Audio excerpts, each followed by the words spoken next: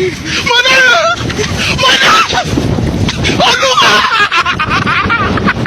Yeah!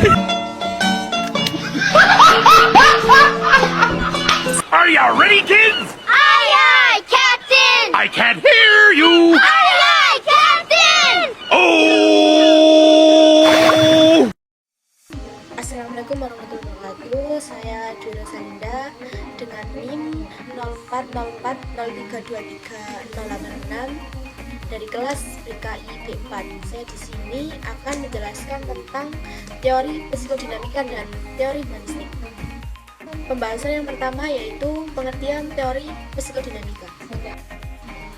Pengertian dari teori psikodinamika sendiri adalah teori yang menjelaskan tentang hakikat dan perkembangan kepribadian. Sigmund Freud juga mengemukakan bahwa struktur kepribadian itu dibagi menjadi tiga.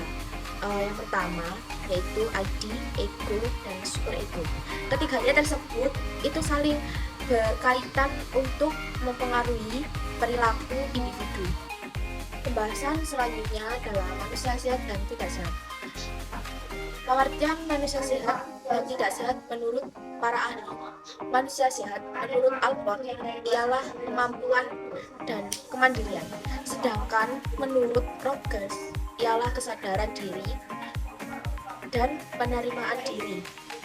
Di sisi lain, pengertian manusia tidak sehat dalam pandangan psikodinamika adalah individu yang mengalami ketidakseimbangan antara ID, ego, dan superego. Contoh individu yang tidak sehat menurut teori psikodinamika adalah seorang yang mengalami gangguan kepribadian. Pembahasan yang ketiga adalah tentang teknik-teknik konseling psikodinamika. Beberapa teknik konseling psikodinamika yang umum digunakan antara lain yaitu yang pertama itu ada asosiasi bebas, yang kedua analisis inti, yang ketiga transferense, yang keempat counter transferense, yang kelima analisis resistensi, yang keenam interpretasi, dan yang ketujuh hipnoterapi. Pembahasan yang selanjutnya ada macam-macam permasalahan dalam teori psikodinamika. Yang pertama itu konflik internal, yang kedua pertahanan diri, yang ketiga ketergantungan dan kemandirian. Pembahasan yang selanjutnya adalah konsep teori humanistik. Pengertian konsep teori humanistik itu untuk mengembangkan potensi manusia agar menjadi manusia yang lebih utuh. Di sini saya membahas manusia sehat dan tidak sehat menurut konsep teori humanistik.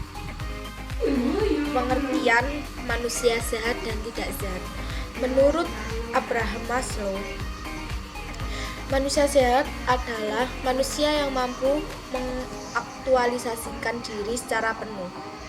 Sedangkan menurut Carl Rogers, manusia sehat adalah manusia yang terbuka terhadap suatu pengalaman, mampu mengapresiasikan dirinya dan orang lain.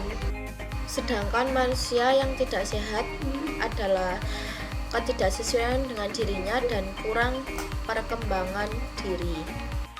Dan pembahasan yang terakhir ada macam-macam permasalahan. Yang satu kurangnya motivasi belajar, yang kedua kondisi insecure pada siswa, dan yang ketiga kurangnya pengenalan diri, dan yang terakhir yaitu slow learner.